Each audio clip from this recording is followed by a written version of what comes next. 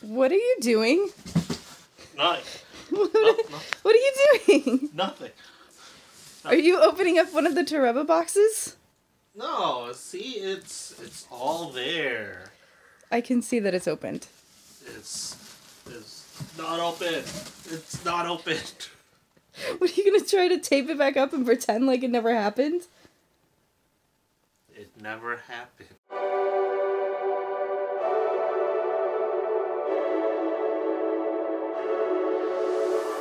What's up, Dan fans? Dan fans, they're here for me. No way, because this is a Dan's Toreba haul now. Hey, Peekabloos! Yes, we are doing our Toreba haul, and as you can see, Dan couldn't wait and already busted into one of the packages.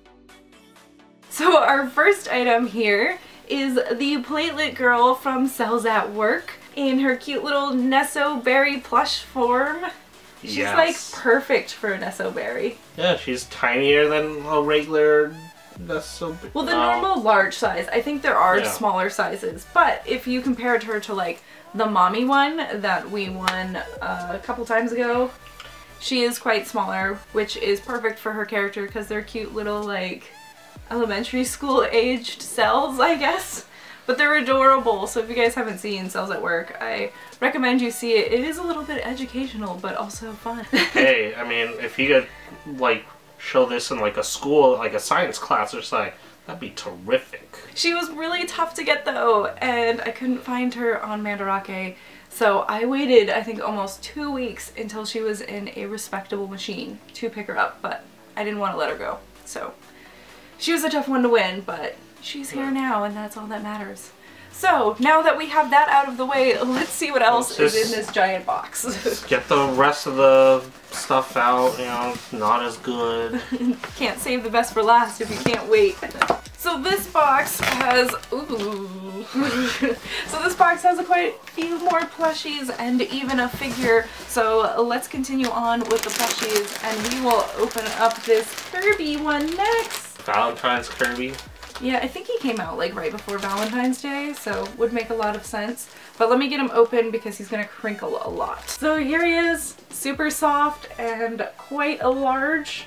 The plush is actually, like the plush heart is actually a different fabric. It's not only a different color, I think it's less soft, but I think it has some sort of like silver threads into it, kind of giving it a metallic feel.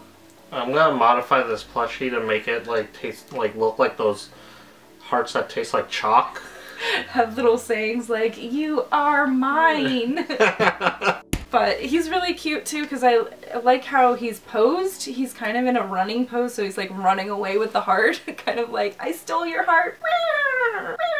Alright, let's see what else we got. So here is our next plush. And it's one of the Shiba Inu plushies. It's a different series than the Mama Shibas, and right now I'm blanking on the name. But we've gotten a few of these before as well, and it's just as soft, and I love how large this one is. We haven't gotten a white one before yet, so yay. It's not spills like wine or spaghetti on it. What? But this little pupper was abandoned. And then he got stuck against the sides near the other like display plushes before I could knock him loose. But I'm very, very happy that this one could come home. I'm just starting to run out of places for all of these plushies now. The last plushie in this box is Kero from Cardcaptor Sakura. Now, as you can see, this one looks a little bit deformed. It's like a little roly-poly ball, but that's why I love it so much. They did have like normal looking Keros that kind of resembled Nesso berries, but this one was just way too cute. Wings are pretty stiff. Yeah, it's got felt wings on the back with a little bit of details there, and all of its limbs are just so chibi and cute and small and tiny. And then we have the little tail. So you'll go back here, right there in between us. And we will check out the last item in this box, which is a Riko figure. And this one here was in an interesting machine. I think this was the first one I won out of it, but it was basically resting on a bar, and then there was like a rubber bar attached to it. The rubber band ones? Yeah, so you kind of had to like wiggle it out and like lift it up and have it continue to fall. So it was a really interesting machine. I don't really recommend playing it from the start because you kind of have to wiggle it, and each one is different on how far back it goes. Some go back to so you can hit the top, some of them don't. So I definitely recommend screen watching this, kind of seeing how it plays, and if you can kind of jump in afterwards. Every single time I won out of that machine, I always jumped in later. I never did it from the start because it looks like it's going to be a lot of turns. But anyways, we got Riko, and I think we need to open her up. Careful. So here she is, and she is so cute. I love all the little details, her little brooch in her hair with her bow, and then there's the little like music note hanging from her dress, and even her like fingernails are kind of painted sort of like a darker nude color perhaps. And she's got little sakura flowers on her stockings, and I think she's gonna look really good with the other ones that we've collected so far. And her base has a piano on it. Yep, that's her symbol, because as you guys may know, she is the one that writes the music for the show. She's a very talented pianist. And now for our next box. It's this tiny box. I think it might be the smallest Toreba box that I have received. There is only one prize inside, so let's take a look. Who's this Pokemon? Glaceon? It is Glaceon. So there you can have a better look of it, and I was super excited to win this one because this was one of my free play wins. It was in a double bar machine that kind of opened up, and someone kind of left it, and everybody kept trying to use it with one claw, and I said, well, what if I try hitting it the other way? And it worked. So very excited. I've been wanting one of these probably since I started Toreba because they were kind of around, and then they disappeared for a while, and then the Glaceon and the Leafeon came back, and I was kind of hoping for the Leafeon, but this one was just in the perfect position, and I was up next, so this is the one that I got. I know it's very, very cute and squishy. So moving on to our next box. This one's kind of heavy. Well, I mean, I could kind of guess what could be in it. I think I have an idea too, but let's open it up. Oh my god. Ugh. Oh, but I see a pig smiling face inside, and I did see the item that is probably causing all of this heft. But I think because we just opened up Riko, we should probably talk about Yoshiko next. So not too much to say about this one that hasn't already been said by the other ones we've opened. So let's go ahead and get it open.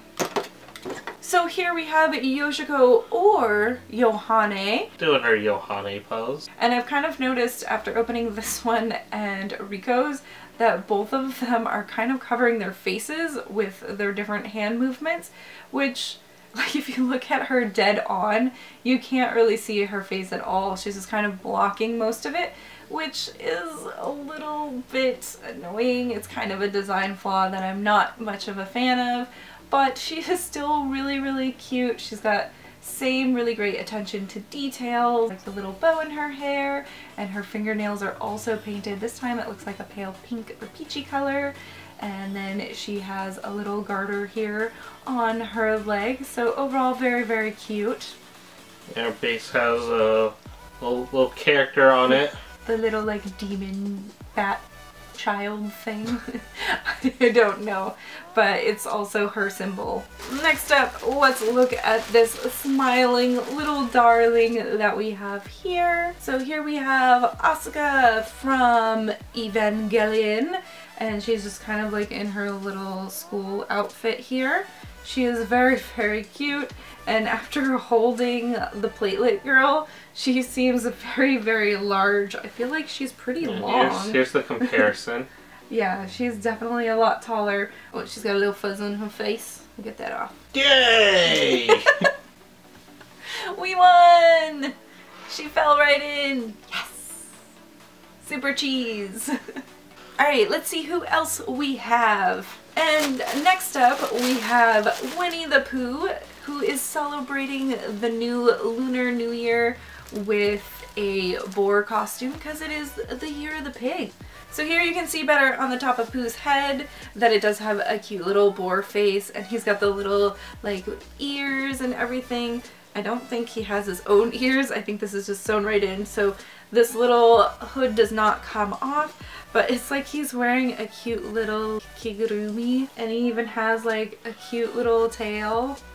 Well, I'm pretty sure boars do have tails. I know, but it's just all the details that goes into these, and this is just a really cute plush. Like, I never expected, like, in a million years that I would see Winnie the Pooh in a boar kigurumi. But here it is. He's not gonna scare the bejesus out of Piglet. It's like Piglet's uncle. I'm Mr. Boar. I'm very uncreative with names, but that's me. Let's check out the last item in this box that made it pretty heavy. Not extremely heavy.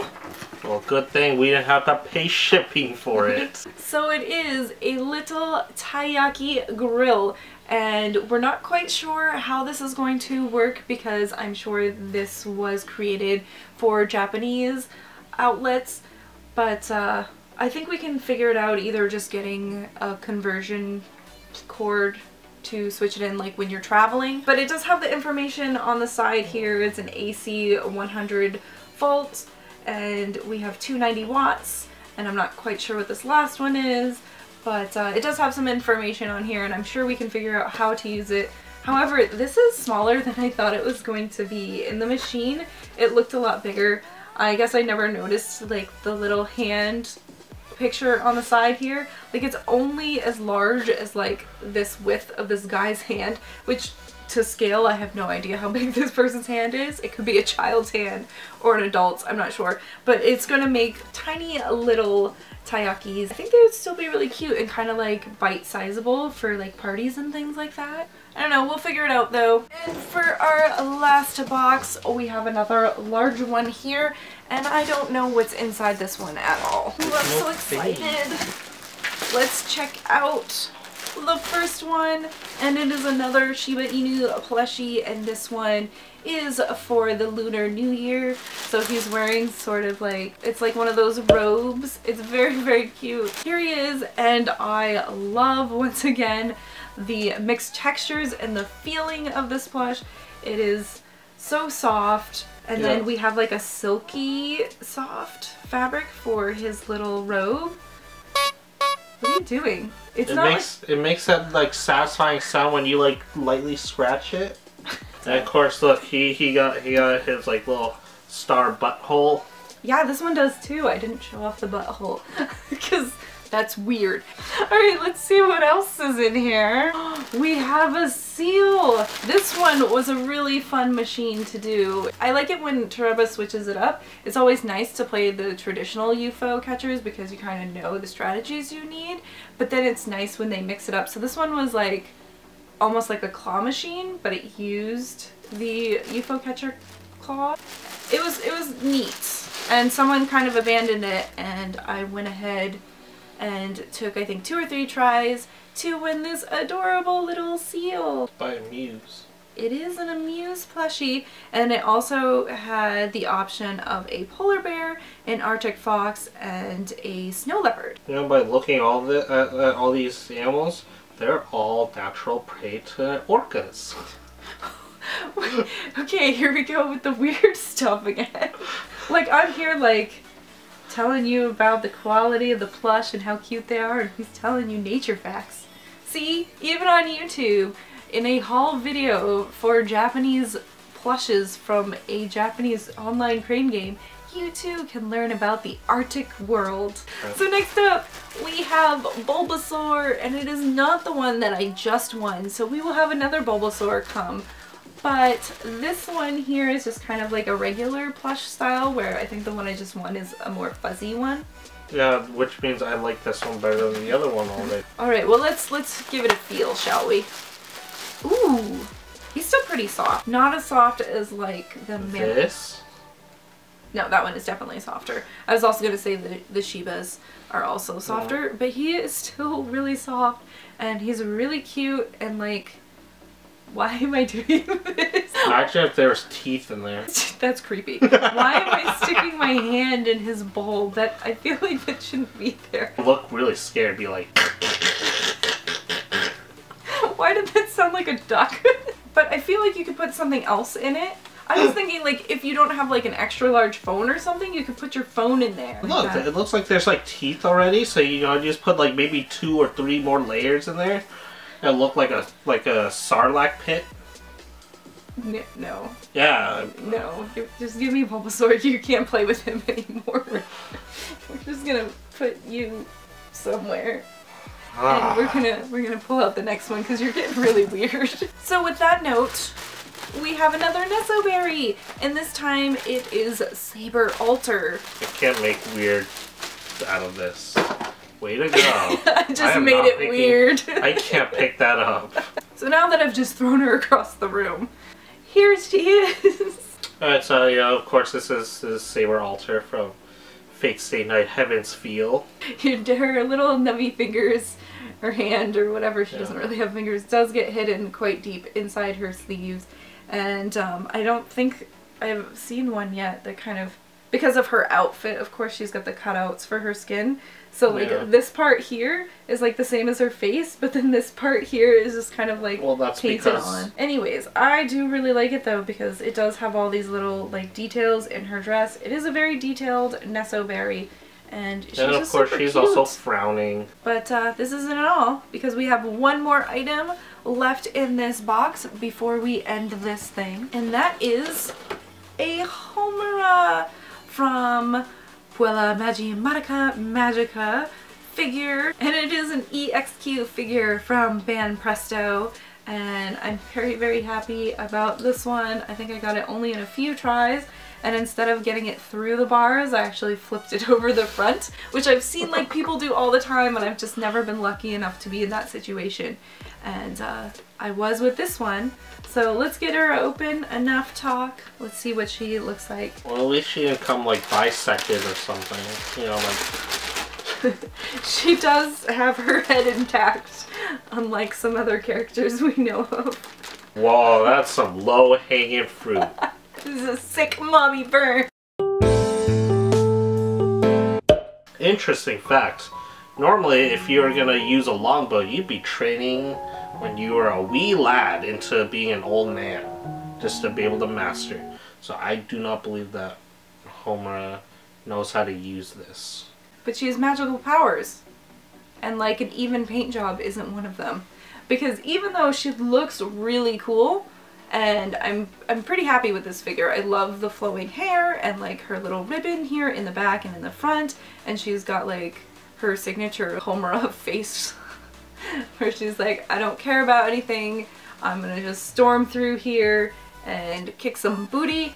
But she does have some paint flaws that I noticed right away when I took her out. For instance, she has like this purplish blue mark near her top, and then on the back here she does have some paint blemishes here. It does not look very nice at all. It looks very sloppy. It is a prize figure, so some turn out better than others. So overall, she's not the greatest prize figure that I've seen, but she's definitely not the worst. Like, she's better than bootleg quality, so that's saying something too. So that is it for this Toreba haul. We did get quite a lot of plushies again, a few more figures, and that really cool Taiyaki grill. Thank you guys for joining us, and as always, let us know in the comments down below what you guys have received lately or what your favorite item is from our haul, and we'll see you guys next time. Bye, Peekabloos!